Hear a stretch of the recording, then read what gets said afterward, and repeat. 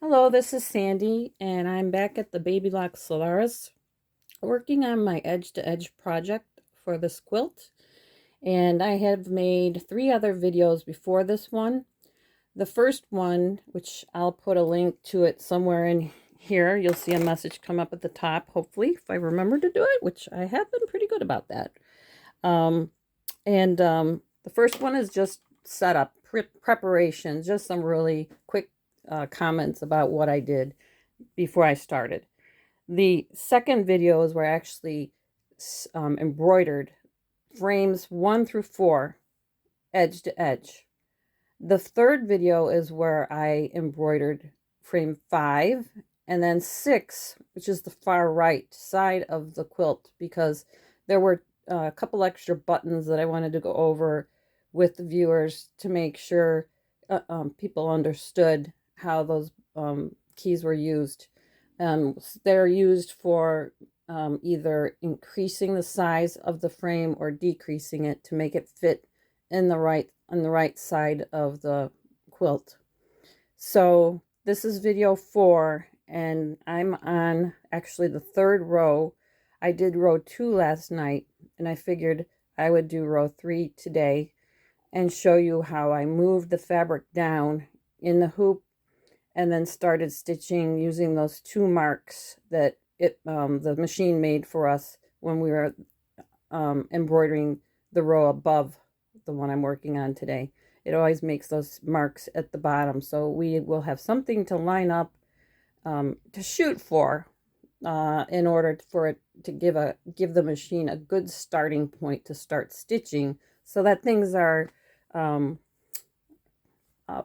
they are lining up and stitching out level, and they're not like totally out of whack. So you got to give it a good starting point.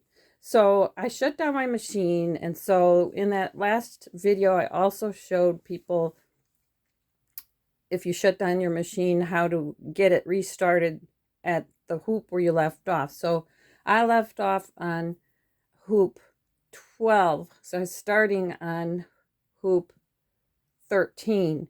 That's this first embroidery frame on the left side in the 3rd row. So I made a note of that, 13, and then I will show you again how I got to that frame by bypassing various screens. So we'll get started on this now then, and then I will continue to tell you more about what I'm going to do with the rest of this quilt. Embroidery, I press that. I press the pocket. This first key is the actual quilt edge to edge. Again, the first one shows 30 hoopings. So I'll press this one. These other buttons are not machine guided, as far as I remember from my reading. So I'm always going to press this one if I want the machine to give me instructions to guide me through. So I press that, and I'm going to press set. Now I have to ignore the first 5 screens. I'm going to press OK and just pass through those screens to get to the plus minus key in the embroidery area, so I can actually change the screen to frame 13. So I'm going to press OK 5 times. 1, 2, 3, 4, 5. And now we are at this plus minus needle where I can actually tell it I want to be, it's calling it a segment, but it's the frame. They call it frames. Just like in some places I see things called keys or buttons. It's the same. So I'm pressing this right arrow to get to 13. And be careful that you don't press it, because it's a little slow moving, and I got impatient. One time I was actually on 14, thought I was on 13, and I could tell when I actually advanced the screen that I was in the wrong area. So I made sure that it stayed on 13, and then I will press OK. So now we have the screen where it's telling us 1 row is finished. I finished row 2. To start the next row, I'm going to rehoop the fabric on the left side, including the thread marks at the top. So I press OK because it's just telling me to line that up. Now it's reminding me to move the pattern keys when I get to the next screen to align the upper left corner of the pattern area with the lower left thread mark of the upper pattern. So it's just saying in the upper left hand corner, make sure that it gets lined up to that thread mark that it made when it was stitching out the previous row of embroidery edge to edge. So I'm going to press OK. Now I'm going to take you over here because the buttons on the right are the same here. Pretty much. See if you can see a little better. So there's a cross right here. The mark is up here. So I guess to me, the most challenging thing when you're moving down to the next row is making sure that you actually move down enough, because on this screen you only can move these the quilting area so much by moving these buttons.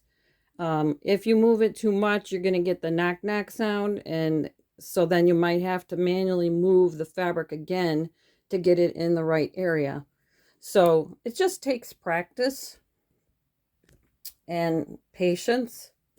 So right now I'm going to move the arrow up and over. So I'm right on top of that, and that's what it told me to do. Make sure that it was lined up. Now, for my own sake, I'm just going to eyeball this. It doesn't say you have to do this now, but I like to do it just to give myself an idea. And I'm watching that crosshair, and it looks pretty level. So I think I've lined things up okay. I'm going to go back to the top because that's what it told me to do. And somehow that moved. That's really interesting because I did not move it. Okay, so there's the line. And now I will say okay. So it's going to give me more instructions. Again, using the rotate keys, this is where I can actually rotate up or down using those percentages. And so it's just reminding me with these instructions that I can do that. And then when I'm looking at the two marks, if I see that it's not wide enough, I can actually widen it. Or if it's too wide, I can shrink it. So I'm going to just say okay here. So these buttons here are where you widen it or shrink it. This is where you use the buttons or the keys for the angles. And this is where you move the frame around so you can check that things are lining up the way you think they should be. So this is, it moved over here, and I can see that this crosshair is below the mark. So I'm going to angle it up, I believe. Oh, that's really crooked. Apparently, I don't believe that I made it crooked. I bet you that the previous row was crooked. Okay, I'm going to check that. Let's see how close I am still. Make sure it didn't move. That looks pretty good. I'm going to just make sure that it didn't move too much when I did the angling thing, and that looks good. So that's all I do on that screen. I'm pressing OK. So now I'm ready to stitch. I'm going to make sure that the fabric is out of the way on the right side. I've got it support on the bottom, and I'm going to, I have to thread it. That will only take a second.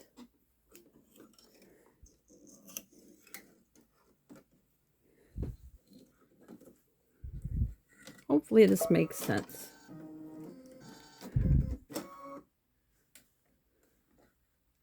Okay, there we go. It's only a 4-minute stitch out.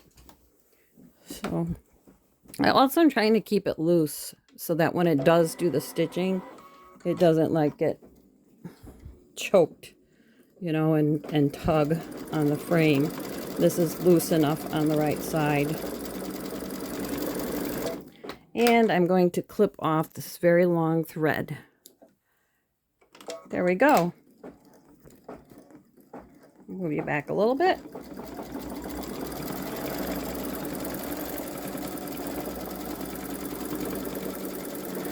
So while it's stitching out, I figured I'd do one or two more hoopings in this row to show you, because this is the first one, and then the second one will line up pretty much the same way as the row above that I filmed before this.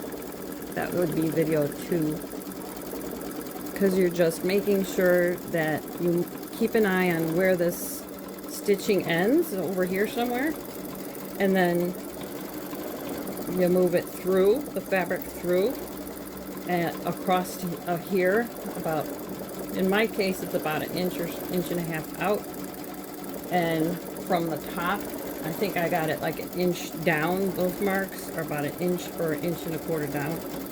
And so that's just what I learned as I was quilting, is just to kind of look for those markers, so that when I pull it through, you know, I'm close to getting it lined up, so that I don't have to finagle the fabric or move the buttons or the keys on the right hand side of this machine too much, because this is very large embroidery frame, and you have to kind of make sure you get the fabric pulled through kind of close, or else you'll be finagling, and just meaning that you're rehooping and unhooping it and pulling it through, or pulling it up just to get it in the right spot before it starts stitching.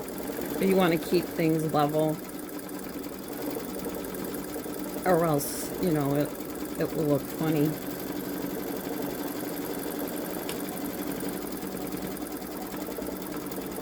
So I will do one or two more rehoopings. I'll do frame 14 and 15 maybe. And then the next video, which I think will be the last video, unless someone out there wants me to show something else, it will be when I'm down on the bottom row, and I'm going to rehoop that next row. But also I can make the pattern wider or narrower on the right, or longer or shorter at the bottom.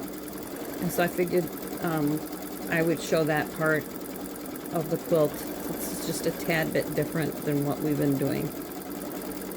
It just makes sense. You just want to make sure that when you're quilting this quilt, that when you get to the bottom, you know, you don't quilt and leave like 4 inches of fabric unquilted. If you get to the bottom and you have to make it longer, it probably won't let you make it 4 inches longer, because you're only allowed to like increase the length as long as it will allow you to do that in the embroidery screen, since this is such a large hoop, and it knows how large the hoop is, and it will only allow you to move it so much. But it also let us program in the size of the quilt, so I'm thinking it should be smart enough to, you know, unless I measured wrong, when I get to the bottom, this machine should allow me to elongate it or shorten it however much I need, so that it looks okay. So we're at this part of the quilt. Just putting a little marker on the right side here so I can have something to shoot for when I'm pulling the fabric through. Making that little mark.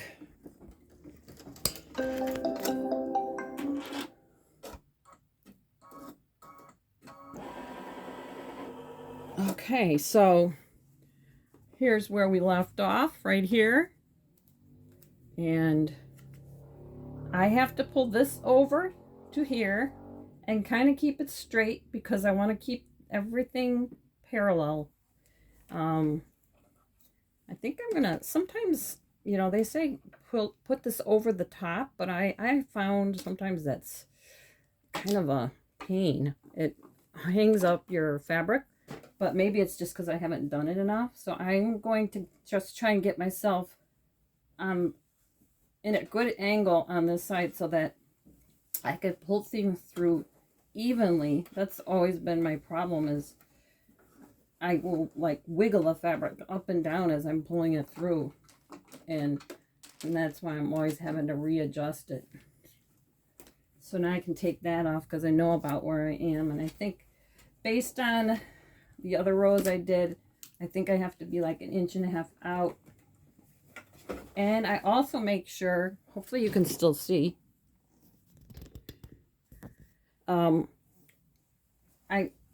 measure like to make sure, or just with my eyeballs, I measure to make sure that I'm out this far from there. But I also run up to the top, like run my eye up to the top and make sure that the top marking is parallel or in line with that. So it's that it's also, if I'm about 1.25 inches or 1.5 inches out here, I should be that far from the side at to the top mark. And so that has helped me. And take out the safety pins again, and pull the fabric through because I think I'm close. Yeah, those, having the markers, watching for those markers really helps keep, and then I also look at the quilt itself. So like it was pulling, it looked like it was pulling up. So I know you shouldn't be pulling hard on it, but you have to, if you have to. Yeah, and I think the top is good. I have found a workaround. If I have trouble rehooping it, I just keep doing that. Well, I'll just show you. Here's a little thread. Okay, let's see how this looks. So it's asking me over here, do you want to continue the pattern? And I'm going to say okay. And this is where we go through. It knows that I've moved the fabric over to the left, and it knows there's 2 marks at the top, and it wants me to make sure that I move the fabric so that I'm lining up where I should be with those thread marks. So I'm going to say okay. And it's also reminding me again to use those move pattern keys to get to the right start point down here. So hopefully I've moved the fabric over enough and okay that it will, when I press okay and the foot moves over to that left side, I'll be close. Okay, so let's see. See, I think I'm too low. So I think it's interesting because it told me in the first screen to, well, let's just see. Let's see how far we are. I do have a lot of room to move. Oh, I'm okay. Okay, I thought I was too low. I was going to say, I lined up that first mark, so it should be close. And I'm just pulling this over because that looks a little crooked. Okay, so I've got the cross mark here. Let's see, do you want to see that? There's a cross mark under the foot, a plus sign, and that's where the stitching comes up to here and ends, so that will be where it connects. So then over on the right, I'm going to press OK because I've lined that up. And the script is just telling me, don't forget to use the rotate keys and the size keys. So here is where it's telling me, look at this point and make sure that, if your angle is off, that you use the rotate key to line yourself up to that second mark. And if it's not wide enough to get to the second mark, you can make it wider by using the size keys. So I'm going to press OK. And now I will look over here to see how close I am. So here's the cross mark. This, this is really close. Here's the mark for the thread that it was talking about, the thread mark.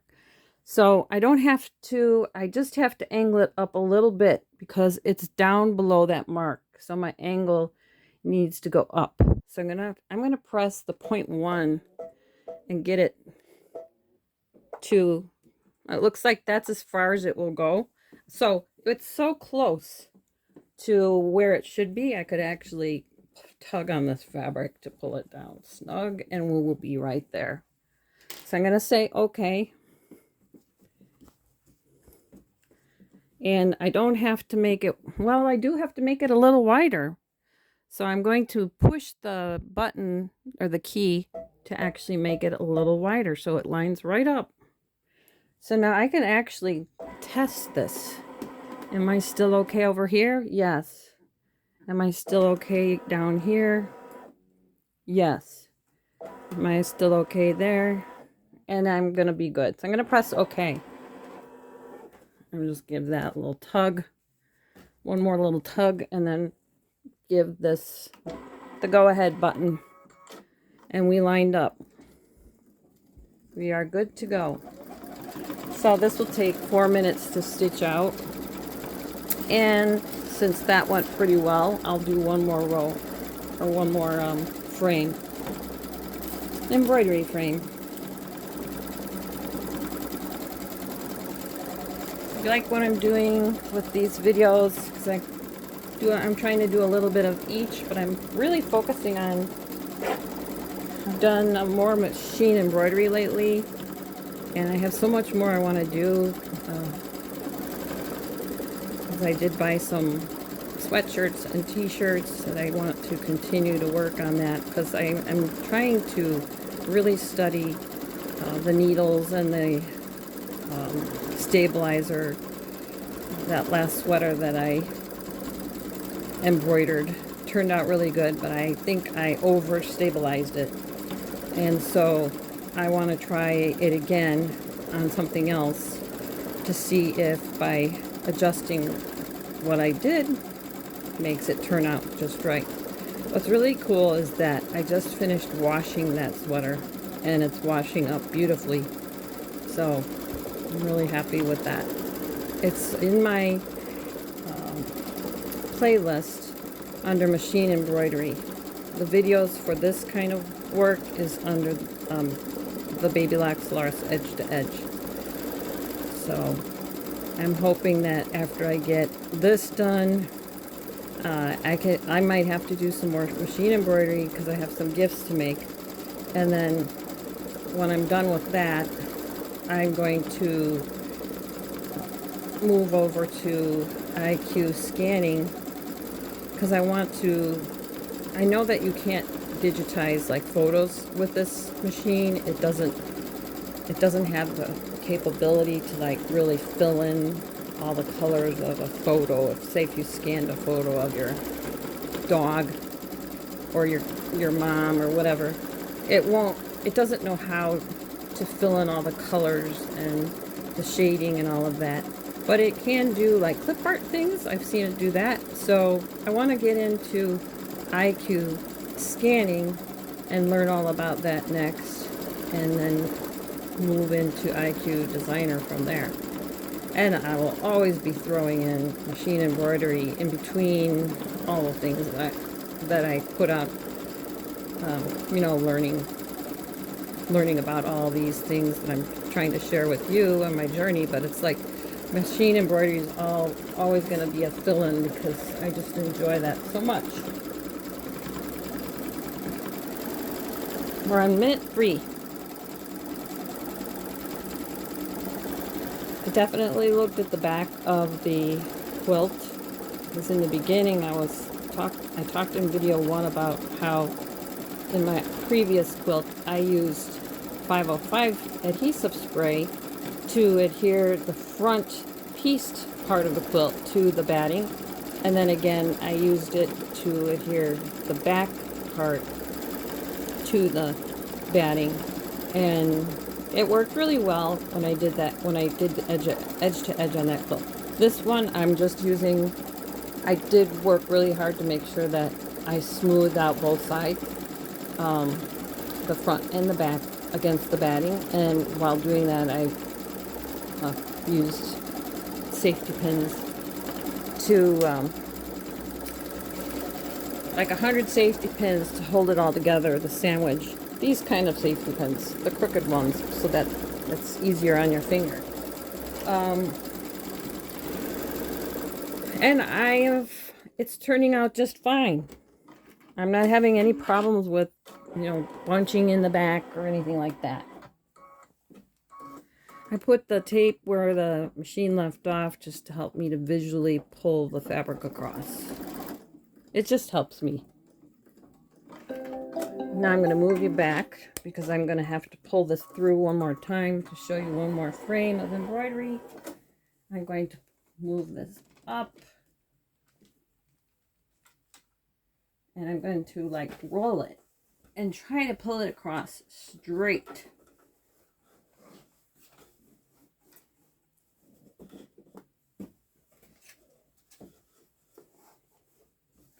And I have to be about an inch to an inch and a quarter, I believe it is, from the side and an inch from the top. So then I will put this side down and start working. Oh shoot, then I moved it. See, this kind of stuff always happens to me, and I'm sure it'll happen to you.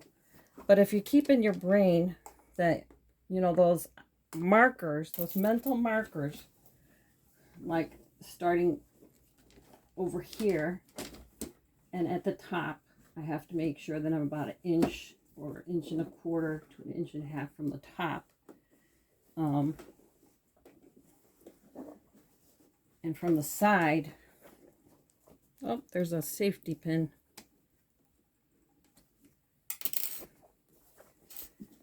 And I'm keeping my eye on the lines to make sure that I'm pulling through things on level.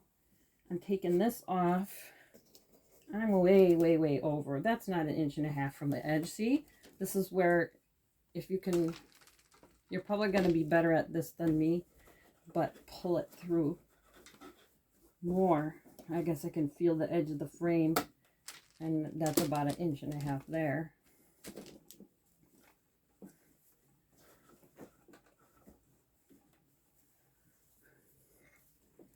We're almost done with this video.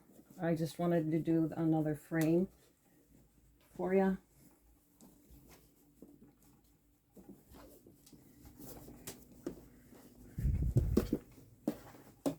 Okay, I'm about an inch from the top. I'm squeezing my embroidery frame at all four corners. I am about an inch and a half out, so I'm eyeballing this mark right here. Hopefully you can see. Let me get over there. So here's where it left off, and then I run my finger up to the top, and I make sure that it looks like the mark at the top, that it's not angling over that way, because it should be straight up. Because then when you check the machine and the angles, when you're using those buttons at the bottom of the screen on the right side to advance this frame and check the angles, it's going to run it from this mark straight up. That's why I look. And so that looks good. And I think I'm going to press OK over here on the right. And it's telling me, it knows that I rehooped. It's just reminding me that I need to make sure I line up the fabric to those thread marks, which is what I just talked about. So I'm just going to press OK. And then it's telling me to use the pattern keys to align the start point with the end point. That's what I was talking about here. So on the next screen, there's pattern keys, and that's what they're calling them. And I'm going to press OK because it's just instruction. It moves it over to that frame, and let's see if I actually moved it up, moved it far enough. See, this is what I was talking about, is you have to have a mental note when you're pulling it through, where and how much. And so I was high when I pulled it through, so I'm pulling the fabric down. Maybe some of you are like, oh no, don't stretch the fabric, but I don't want to like I do not want to unhoop it and move it too much because it's not that far off. So I think that looks okay. Then I'm going to run it, my eyeball up to the top. The top looks straight. So I think we're okay here. So now I just need to move it over. Because here's where it left off. And I can actually come down a little bit. So there's ways to work around it if you're not perfect. So I've lined up the ending stitching with the cross mark, and I'm going to press OK. And now it's just telling me to use the rotate keys, because now that I've lined up this left side, it's going to do a check at the top. And it's got, you know, it had me check that first mark on the left side, and it's making sure that reminding me that I check that second mark on the right side to see if I need to use the angles to adjust that. So I'll press OK, and it actually is reminding me that I can actually increase the size of the pattern, elongate it if I need to, using those second rows of keys. I should say second bunch of keys. I can show you, but you probably know by now. So here's the little mark here, and it looks like it's pretty high, but it's level. Let's check it across. So it's high on this side too, but that's because I pulled everything down. I think it'll still be okay because I lined up where it ended off. So I'm just checking to make sure when it stitches across that it's gonna look level. So I'm watching like the distance between here and here, and then here's the marking here, and it's actually level. It's high, but it's level with that mark, and I can shrink it a little bit to get it to line up right there with the mark. I'm going to press OK, and I'm going to press go.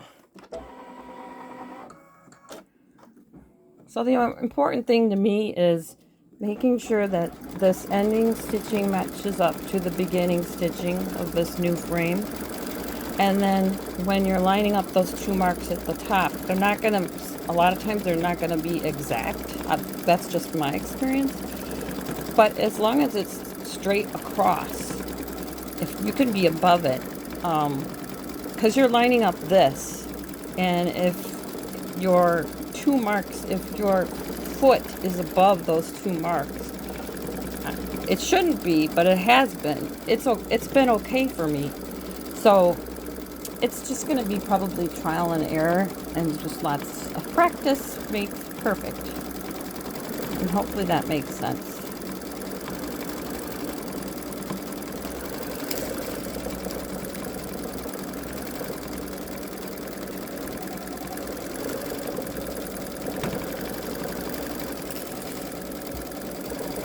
This will be the last hoop that I do in front on this video, since we're already at 33 minutes.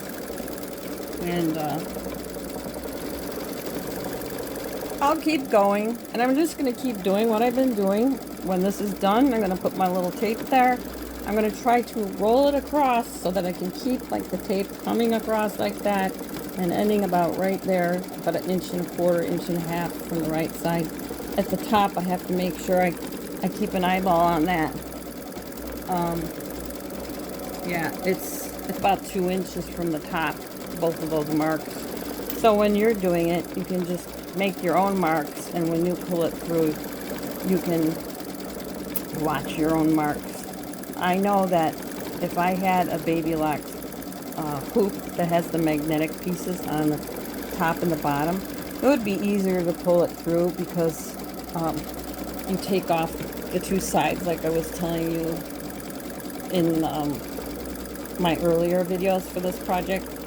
When you have a Babylock hoop, there's 2 pieces on each side and 2 pieces on the top and the bottom. You take off the side pieces when you're going to slide the fabric across, and you just leave the 2 short pieces at the top and the bottom. And by doing that, it helps the fabric not move, so it goes across the frame a lot easier. But I only have a 10 by 10 Babylock magnetic hoop, and I wanted to quilt edge to edge using a larger hoop so I wouldn't have to rehoop it so many times.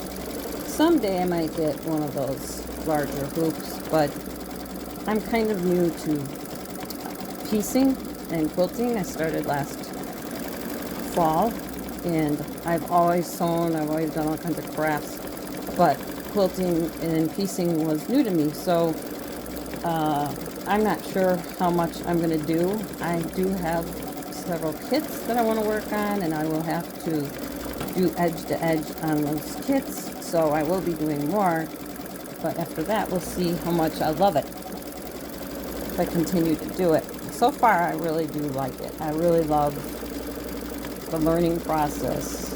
It's just been a lot of fun learning something new after sewing my whole life and I've done a lot of machine embroidery, but quilting is very new. Considering I started last fall, I feel like I'm doing pretty well.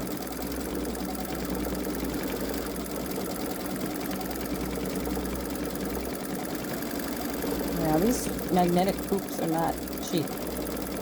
I bought this machine and the magnetic hoop, a lot of the fabrics and the supplies and the notions from my local sewing store in Lake Villa. It's called the Sewing Source. They've got their website is in the description of this video and all the videos I make. So if you need any supplies, check them out. And quilting fabric. They have a lot of beautiful fabric.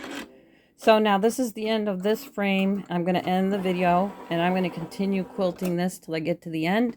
So hopefully that gives you enough information about starting a new row that, you know, hopefully it's helping you. If you like what I'm doing, leave a comment, give the video a like, and subscribe. And continue my journey. I'm not perfect at anything. I'm just a regular person trying to push myself to learn this machine that I got last fall.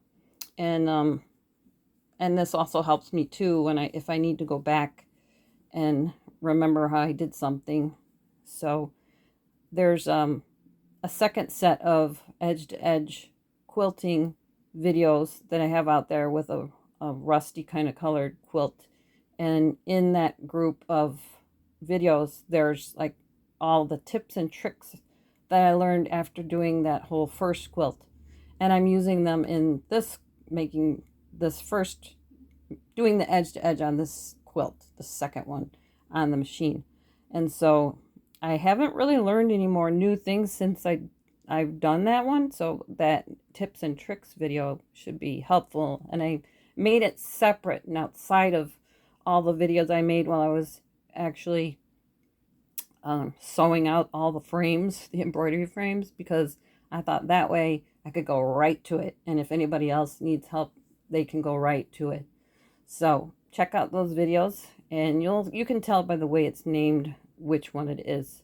So I hope you have a nice day. Thank you for watching and see you next time.